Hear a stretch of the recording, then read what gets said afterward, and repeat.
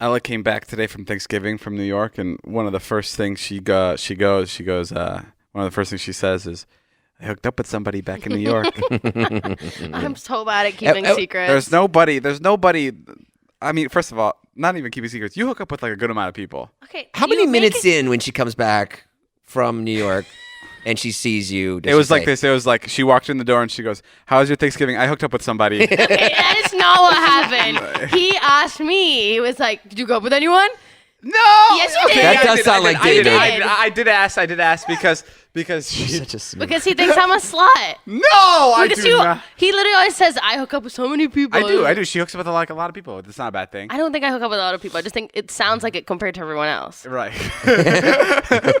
To the rest of the world, it is a lot. Do you want to put a number on it right now? No, this year? definitely not. I think it's interesting that you share that here at work because I would never tell that to Dave. We have a big sharing policy here, so it's... Yeah, I mean, we have a good sharing policy. It's a word I made up, but she ran with it. We do have a sharing policy. We definitely have some sort of weird sharing policy where it's really... Where you must share everything and who you hook up with. Look where we are right now. I'm giving you some great content for the podcast, and it's just because I'm sharing my personal stories. Oh, wow. So you did that for us. I did it all for you. You went, and who'd you hook up with? But I also tell everyone all my secrets. Oh, wait. You hooked up with did you hook up with your ex-boyfriend? Every time she's in New York, there's some story about her ex-boyfriend. Is it your ex-boyfriend?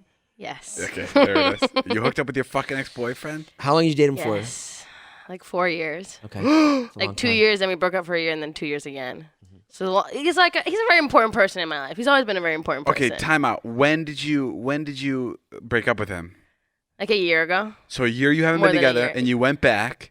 Yeah, and so we, And we're you slept with him. Correct. Sharing policy.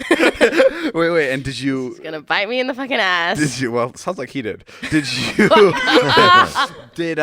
When you were flying to New York, and it was Thanksgiving time, you don't have family in New York. No. So what was at the top of your list? Is he your friends? Be my friends. I honestly didn't even think. I knew I was gonna. No text way. him. You honestly no. I swear to God, because So the problem why I always see him is not problem, but like we're in the same friend group. Like his best friend is one of my best friends. Okay. Guy friends. So you didn't go to New York thinking that you were gonna see him. No. Okay. And on Thanksgiving, I text all my friends, "What are you guys doing?" And they're all like, "Oh, we're going to your ex-boyfriend's house." And I'm like, "God damn it! Like, what the fuck am I gonna do now? Like, I thought I was gonna hang out with you guys." And I had texted him, being like, "Hey, I'm in New York, just so you know, like, if you want to get a coffee, because we're in like very good friendly terms." Right. And then he was like, "Oh, I'm having dinner. Like, you should definitely come." Blah blah blah. And so I was like, "I mean, why the fuck not? I'll go." Like, all my friends were there. It wasn't weird. But then every time I see him, it's like I fucking become an emotional wreck and start crying and talk to him. Did you cry? Yes, I cry every time. You cried around him? Yes, I cried to him, on him, with him. He's like, David's a monster. He never listens to me. David's a monster. He'll probably make me share this because of the sharing policy. Wait, okay. Wow. But I mean, I cry a lot for anything. Right. And wait. When did you hook up with him? Were your friends still around? No, so we were all there, like having fun, like drinking. And you guys were giving each other looks? We were like talking, and we were just like, when you don't see someone that was such a big part of your life for like, I hadn't talked to him in like 7 months. Right. So we had so much to catch up on. Oh my like God. He moved, like all this stuff that I moved. He knew I moved to LA, but like that's it. So yeah, I mean, we were like all talking, and then everyone kind of left, and like I honestly didn't even notice that people were leaving because I was just like in this deep conversation with him. Yeah. And then I started crying. But were your girlfriends like, Ella, come on? Like, you know how girlfriends luckily like, I didn't really have any girlfriends. There was always most of his guy friends who I'm also friends with. But then my friend was coming to meet me the next day, and I knew that she was going to look, so I turned my location services off. So your friends don't want you going back to this guy just because it's your ex? I don't think they don't want...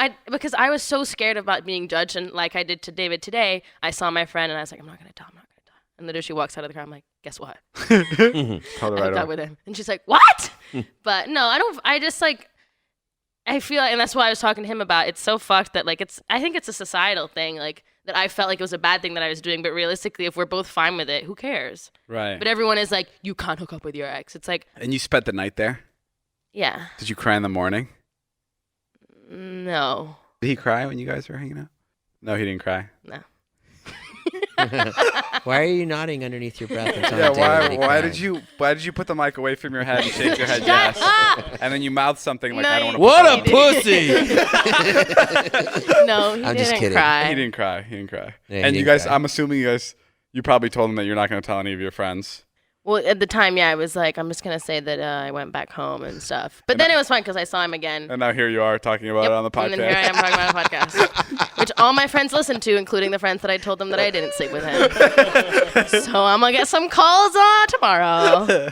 No, that's sick. Good for you. It's cool that you can do that in like a healthy way. The other day I was streaming. I'm sorry to bring this up. I know how much you hate my streams. It's not that I hate the stream. It's just not the vlog, and I'm not involved with the stream, so that's why I don't like the stream. It pisses you off. Yeah. I was streaming, and I stream Warzone where you can get wins, blah, blah, blah. And our buddy Vardan, who's I think 13 years old, right? 14. 14. He's 14 years old. He has never gotten a win. So I played with him yesterday. I got him his first win. But more importantly, he's also streaming at the same time I was. Right. And he had 14 viewers, which is like a good number for him.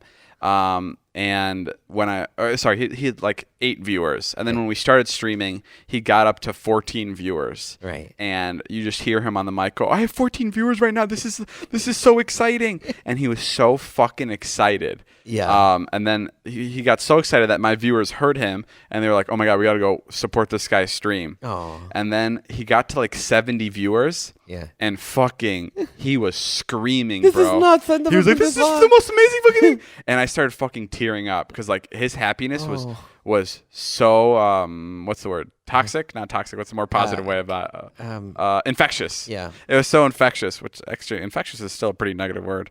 Infectious and toxic. But yeah, anyway, it was so infectious. I started fucking tearing up. I've never cried on the stream before, and I was just so fucking in love with this moment.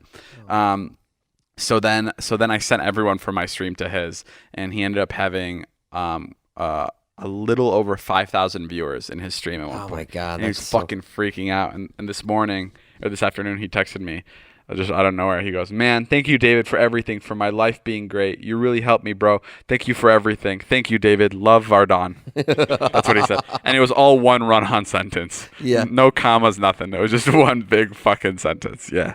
It was the fucking cutest thing. So shout out to Vardan. And if you guys happen to watch anybody on Twitch, go watch Vardangerous. That's his name. Thank you so much for everything, David. Thank you so much. Vardan's the best. The stream.